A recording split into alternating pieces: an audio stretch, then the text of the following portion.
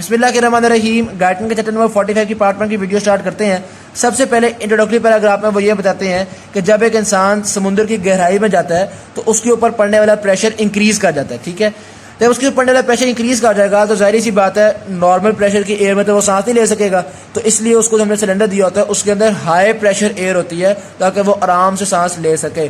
जब high pressure gas उसकी lungs में एंटर होती है तो डेफिनेट सी बात है उसके एल्वेलाई के अंदर भी हाई प्रेशर ऑफ गैस होता है। ठीक, इसको हम नाम दे देते हैं हाइपरबैरिज्म। यही बात उन्होंने यहाँ पे लिखी है, extremely high alveolar gas pressure a condition called hyperbarism. ठीक है, समझ आ गया आपको हाइपरबैरिज्म क्या होता है। आगे चलते हैं, relationship of pressure to sea depth, यानी कि सी डेप्थ के बढ़ने के साथ साथ प्रेशर किस तरह से इंक्रीज करता है, इस चीज को चेक करते हैं। देखो जी, एटमॉस्फेयर में, हवा में इंसान के इर्द प्रेशर होता है 1 atm। ठीक है, जब सी के अंदर वो 33 फीट डीप चला जाए ना तो उसके ऊपर पड़ने वाला प्रेशर होता है 2 atm। मजीद 33 फीट यानी कि 66 फीट डीप चला जाएगा तो प्रेशर 3 atm हो जाएगा।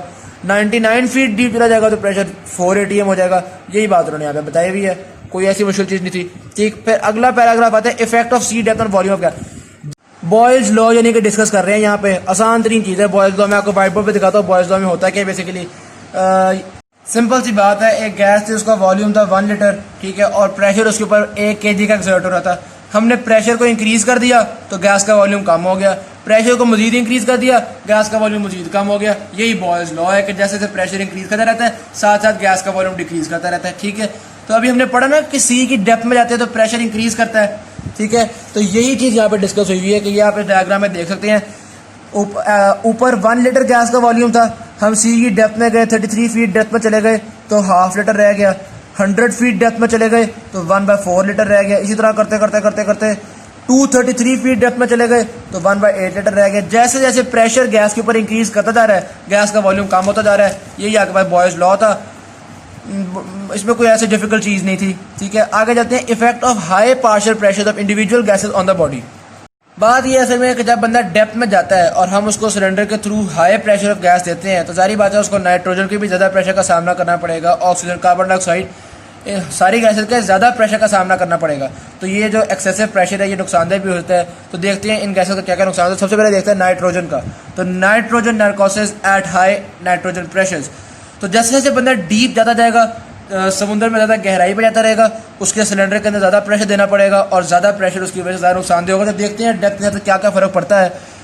120 फीट की डेप्थ तक तो उसको जोवियलिटी होती है और यानी जिस तरह नशा चढ़ जाता है ना वो वाली फीलिंग आना शुरू हो जाती है और उसकी केयर्स जो है वो खत्म होना शुरू होती है, सेंसेस कम होना शुरू हो जाती हैं।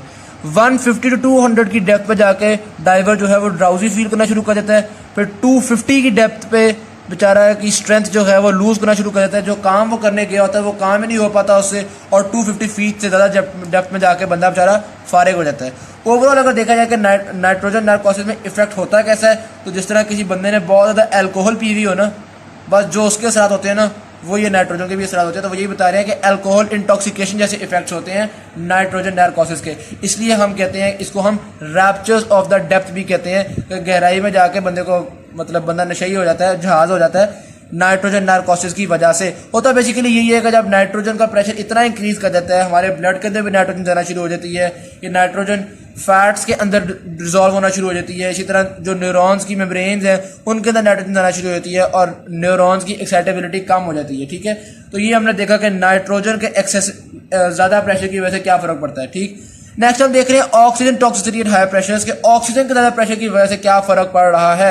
अच्छा जी, बात यह है कि जब एल्वेलाई के अंदर ऑक्सीजन का प्रेशर बढ़ना शुरू होगा तो ब्लड के हीमोग्लोबिन में तो पहले ही ऑक्सीजन फुल थी, फिर हम मजीद जो ऑक्सीजन है वो ब्लड के वाटर के अंदर ऑक्सीजन डालना शुरू कर देते हैं, यानी ब्लड के वाटर के अंदर भी ऑक्सीजन डिजोल्व होना शुरू हो जाती है। तो अगर हम आपको ग्राफ दिखाएं तो ये पहले ग्राफ देखिएगा, ये रेड वाला ग्राफ शो करता है हीमोग्लोबिन के अंदर कितनी ऑक्सीजन है। ठीक है, ब्लू वाला ग्राफ शो करता है टोटल ब्लड के अंदर कितनी ऑक्सीजन है, और ये ग्रीन वाली लाइन शो करती है कि ब्लड के वाटर के अंदर कितनी ऑक्सीजन है। और यहाँ पे हम एक्स एक्सिस में प्रेशर इंक्रीज करते जा रहे हैं लंग्स के अंदर ऑक्सीजन का। तो अब अगर आप देखें नॉर्मली तो क्या होता है कि हीमोग्लोबिन फुल होती है ऑक्सीजन से। ठीक है, थोड़ी बहुत वाटर के अंदर भी ऑक्सीजन होती है और ब्लड में इतनी होती है ऑक्सीजन जो ब्लू कर्व आपको शो कर रही है। ठीक है, जैसे जैसे आप partial pressure in the lung increase करते जाएंगे, हीमोग्लोबिन तो भाईजान पहले ही फुल है, उसमें तो मजीद ऑक्सीजन नहीं आएगी। तो उसकी तो कर्व ऐसी स्ट्रेट रह रही है, ठीक है। अलबत्ता ब्लड के वाटर के अंदर ऑक्सीजन बढ़ना शुरू हो जाएगी। आप देखते हैं ब्लड के वाटर के अंदर ज़्यादा से ज़्यादा डिजॉल्व ऑक्सीजन होती चली जा रही है, ठीक है। तो ये डिजॉल्व ऑक्सीजन ब्लड के वाटर के अंदर आना शुरू हो जाती है और अल्टीमेटली ओवरऑल ब्लड में देखा जाए तो ब्लड के अंदर भी ओवरऑल ऑक्सीजन इंक्रीज करना शुरू कर देती है। तो नॉर्मल रूटीन में हीमोग्लोबिन ऑक्सीजन से भरी होती है, जबकि वाटर में खास ऑक्सीजन डिजॉल्व नहीं होती। जबकि जब हम एल्वेलाई के अंदर प्रेशर बहुत इंक्रीज कर देते हैं तो वाटर के अंदर भी ऑक्सीजन डिजॉल्व होना शुरू हो जाती है। इसके कुछ नुकसान होते हैं। नेक्स्ट पैराग्राफ में उसका नुकसान पता चलेगा, effect of high alveolar partial pressure on the tissues. अच्छा, बात असल में ये है, देखो जी, मैं आपको अगर एक्सप्लेन करूं तो फिगर्स बल्कि यहीं पर डिस्कस करते हैं। नॉर्मली होता ही है हमारे पास कि तकरीबन 100 ml ऑफ ब्लड के अंदर हमारे पास 20 ml ऑफ ऑक्सीजन होती है और वो सारी की सारी हीमोग्लोबिन में ही होती है, ठीक है। अब ये ब्लड जब टिश्यूज के पास से गुजरता है तो टिश्यू की रिक्वायरमेंट होती है और टिश्यू को ये तकरीबन 5 ml ऑक्सीजन दे देता है और बाकी 15 ml ऑक्सीजन अभी भी ब्लड के अंदर रह गई, ठीक। ऐसी सूरत हाल में तो हीमोग्लोबिन अपना बफरिंग इफेक्ट कर सकती है, यानी ऑक्सीजन बफरिंग इफेक्ट कर सकती है। ऑक्सीजन बफरिंग इफेक्ट का क्या मतलब है कि अगर किसी टिश्यू के पास बहुत ऑक्सीजन है, ज़्यादा ऑक्सीजन है, तो ये उसको कम देगी ताकि उसकी ऑक्सीजन लेवल थोड़ा नीचे आ जाए। और इसी तरह से अगर किसी टिश्यू में ऑक्सीजन कम है तो ये उस टिश्यू को थोड़ी ज़्यादा ऑक्सीजन दे देगी ताकि उसको ऑक्सीजन, तो हीमोग्लोबिन जो है ना वो ऑक्सीजन के लेवल को बड़ा अच्छा मेंटेन कर लेती है, ठीक। जबकि अगर ये वाला केस, एबनॉर्मल वाला केस डिस्कस करें जिसमें ब्लड के अंदर अन्य ऑक्सीजन भरी हुई है, इस केस में क्या होता है कि 100 ml ब्लड के अंदर आपके पास तकरीबन 29 ml ऑक्सीजन भरी हुई है, जिनमें से 20 ml तो हीमोग्लोबिन के अंदर है, जबकि 9 ml ब्लड के वाटर के अंदर भर गई है, ठीक है। अब क्या होगा कि अभी भी टिश्यू ने तो ले ली अपनी 5 ml ऑक्सीजन, वेनस ब्लड के अंदर भी 24 ml ऑक्सीजन है, हीमोग्लोबिन अभी भी फुली सैचुरेटेड ऑक्सीजन के साथ, और ब्लड के वाटर के अंदर 4 ml। तो देखा जाए तो ऐसी सूरत हाल में हीमोग्लोबिन वो जो बफरिंग इफेक्ट था वो नहीं कर पाएगी, हीमोग्लोबिन का वो बफरिंग इफेक्ट खराब हो जाएगा। तो ये उन्होंने लिखा हुआ है, the haemoglobin oxygen buffer mechanism is no longer capable, जब ऐसी बेड़ा गर्क वाली सूरत हाल हो जाए, ठीक है। नेक्स्ट टॉपिक आता है एक्यूट ऑक्सीजन पॉइजनिंग। यार जाहिर बात है जब ब्लड के अंदर ऑक्सीजन कंसनट्रेशन इतनी ज़्यादा है तो वो एक्सेसिव कंसनट्रेशन ऑफ ऑक्सीजन मुख्तलिफ चीज़ों को डैमेज करेगी। जिस तरह ब्रेन के अंदर ब्रेन सीजर्स कॉज कर सकती है और अल्टीमेटली कॉमा भी कॉज कर सकती है, जिसकी वजह से बंदे की वफात भी हो सकती है, मर गया, इंतकाल, ठीक है। और उसके अलावा ये जो ऑक्सीजन पॉइजनिंग है, यानी ब्लड के अंदर एक्सेसिव कंसनट्रेशन ऑफ ऑक्सीजन है, इसकी वजह से नोजिया हो सकता है, मसल ट्विचेस हो सकते हैं, dizziness, disturbances of vision, irritability, disorientation. जाहिर सी बात है जब ब्लड के अंदर इतनी ज़्यादा ऑक्सीजन है तो ये तो सारे इश्यूज होंगे। अच्छा जी, फिर नेक्स्ट टॉपिक की तरफ आते हैं, इंट्रासेलुलर ऑक्सीडेशन, ठीक हो गया। अच्छा, मॉलिक्यूलर ऑक्सीजन तो भाई इतनी ऑक्सीडाइजिंग एबिलिटी नहीं रखती है, तो बहुत ज़्यादा ऑक्सीडाइज नहीं करती कंपाउंड्स को। अलबत्ता जो ऑक्सीजन की एक्टिव फॉर्म्स होती हैं, यानी ऑक्सीजन फ्री रेडिकल्स होते हैं, जैसा कि सुपर ऑक्साइड फ्री रेडिकल हो गया या पर ऑक्साइड रेडिकल हो गया, ये बहुत ज़्यादा ऑक्सीडाइजिंग एबिलिटी रखते हैं। अब नॉर्मल रूटीन में क्या होता है, जब एल्वेलाई के अंदर नॉर्मल ऑक्सीजन का प्रेशर होता है, ये फ्री रेडिकल्स बनते तब भी हैं, ठीक है, लेकिन ये एक हद तक मतलब एक नॉर्मल कंसंट्रेशन में रहते हैं। सारी बात है, ऑक्सीजन एक नॉर्मल रेंज के अंदर है, तो ये भी एक नॉर्मल रेंज के अंदर रहते हैं। और हमारी बॉडी के अंदर एंजाइम्स होते हैं जैसा कि पर ऑक्सीडेजेस, कैटालेजेस, सुपर ऑक्साइड डिस्म्यूटेजेस। ये एंजाइम्स उन फ्री रेडिकल्स को फौरन फारिग कर देते हैं और सेल को ऑक्सीडेशन से बचा लेते हैं, ठीक है। जैसे जैसे ये ऑक्सीजन का प्रेशर बढ़ता जाता है, ये फ्री रेडिकल्स की तादाद भी बढ़ती रहती है। जब एल्वेलाई के अंदर ऑक्सीजन का प्रेशर 2 atm से भी ज़्यादा हो जाए ना, तब ये फ्री रेडिकल्स इतने ज़्यादा हो जाते हैं कि ये एंजाइम्स के ऊपर हावी हो जाते हैं। फिर बेचारे एंजाइम्स इन फ्री रेडिकल्स को साइड पे नहीं कर पाते, फिर बेचारे एंजाइम्स हार मान जाते हैं और फ्री रेडिकल्स जो है वो तबाही मचाना शुरू कर देते हैं। वो मुख्तलिफ फैटी एसिड्स को पॉली अनसैचुरेटेड फैटी एसिड्स को ऑक्सीडाइज करना शुरू कर देते हैं, जो कि सेल मेम्ब्रेन को तबाह करते हैं और इसी तरह से मुख्तलिफ आपके नर्वस सिस्टम को डैमेज करना शुरू कर देते हैं, ब्रेन डिसफंक्शनिंग कॉज हो जाती है। मतलब ये फ्री रेडिकल्स बेड़ा गर्क कर देते हैं। समझ में आ गई बात? ठीक हो गया। नेक्स्ट टॉपिक है chronic oxygen poisoning cause pulmonary disability. भाई बात ये है, अगर तो 2 atm से भी ज़्यादा प्रेशर हो गया तो हमने देखा ना ये सारा है। अगर थोड़ा कम है, मिसाल के तौर पे 1 atm प्रेशर है ऑक्सीजन का, तो ऐसे कोई ऑक्सीडाइजिंग इफेक्ट वगैरह तो नहीं आ रहे होंगे।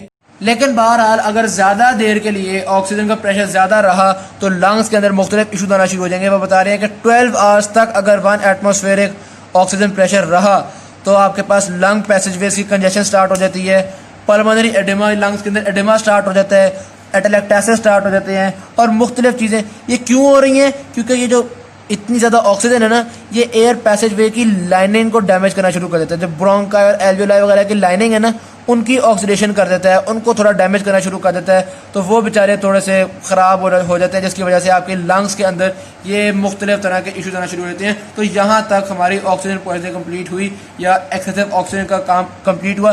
पहले हमने देखा कि हीमोग्लोबिन का बफर सिस्टम तबाह किया, फिर हमने देखा ज़्यादा ऑक्सीजन की वजह से ब्रेन तबाह हो सकता है या मसल ट्विचेस और ये वो सारी चीज़ें हो जाती हैं, ठीक है।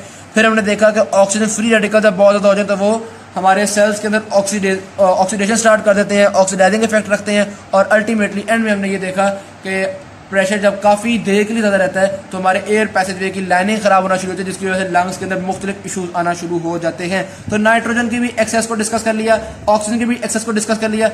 आगे आते हैं कार्बन डाइऑक्साइड की टॉक्सिसिटी की तरफ, ठीक है।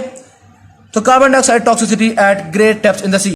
अच्छा देखो जी, बंदा सी के अंदर जितना मर्जी डीप चला जाए, उसके ऊपर जितना मर्जी प्रेशर एक्सर्ट होना शुरू हो जाए, कार्बन डाइऑक्साइड की प्रोडक्शन तो सेम रहेगी ना। उसकी बॉडी जो कार्बन डाइऑक्साइड प्रोड्यूस कर रही थी वो तो सेम रहेगी। ये तो नहीं है कि ज़्यादा कार्बन डाइऑक्साइड प्रोड्यूस करना शुरू कर देगी।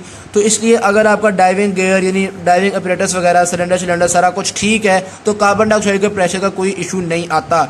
अलबत्ता अगर अपरेटस में कोई इशू है, ठीक है, कार्बन डाइऑक्साइड आप जब सांस लेते हैं, सांस निकालते हैं, तो कार्बन डाइऑक्साइड अपरेटस के पाइप्स में जमा होना शुरू हो जाती है, या थोड़ी बहुत लंग्स के अंदर ही लंग के जो डेड स्पेसेस होती हैं, यानी वो स्पेसेस जो ज़्यादा सांस में इन्वॉल्व नहीं हो रही होती है, गैसेस एक्सचेंज में इन्वॉल्व नहीं हो रही थी बेसिकली, उन स्पेसेस में कार्बन डाइऑक्साइड जमा होना शुरू हो जाती है। तो हो सकता है थोड़ा बहुत इशू बन जाए। नॉर्मल कार्बन डाइऑक्साइड की कंसनट्रेशन या नॉर्मल कार्बन डाइऑक्साइड का प्रेशर होता है 40 mmHg। अगर लंग्स के अंदर 80 mmHg तक भी कार्बन डाइऑक्साइड का प्रेशर हो जाए ना, तो भी बंदा उसको बर्दाश्त कर लेता है, उसको इससे कोई ख़ास नुकसान नहीं होता। अलबत्ता अगर ऑपरेटर्स की खराबी की वजह से या किसी भी वजह से कार्बन डाइऑक्साइड का प्रेशर लंग्स के अंदर इससे भी ज़्यादा हो जाए, 80 mmHg से भी ज़्यादा हो जाए, फिर उसके अंदर मसले आना शुरू हो जाएंगे। फिर रेस्पिरेटरी सेंटर बेचारा डिप्रेस होना शुरू हो जाएगा, फारिग होना शुरू हो जाएगा, ख़राब होना शुरू हो जाएगा, जिसकी वजह से इंसान प्रॉपर सांस नहीं ले पाएगा। लेकिन बेसिकली होता क्या है, जब थोड़ी बहुत कार्बन डाइऑक्साइड बढ़ती है ना, तो रेस्पिरेटरी सेंटर को पैगाम देता है यार कार्बन डाइऑक्साइड बढ़ गया, वो ब्रीथिंग बढ़ाता रहता है। जब कार्बन डाइऑक्साइड बहुत ज़्यादा बढ़ जाती है ना, तो रेस्पिरेटरी सेंटर बेचारा हार मान जाता है। वो खुद इतनी कार्बन डाइऑक्साइड की वजह से आवाज़ार आ जाता है, वो बेचारा हार मान जाता है, वो कोलैप्स हो जाता है। तो हम यही कहते हैं कि eventually the respiratory centre begins to be depressed, वही सही से काम नहीं कर पाता और बंदा बेचारा फारिग हो जाता है। ठीक हो गया, तो यहाँ तक थी पार्ट 1 की वीडियो। इंशाल्लाह पार्ट 2 की वीडियो में बाकी चैप्टर कंप्लीट करेंगे। Thank you very much. Video अच्छी लगी शेयर जरूर कीजिएगा, चैनल को सब्सक्राइब कीजिएगा। अल्लाह हाफिज़।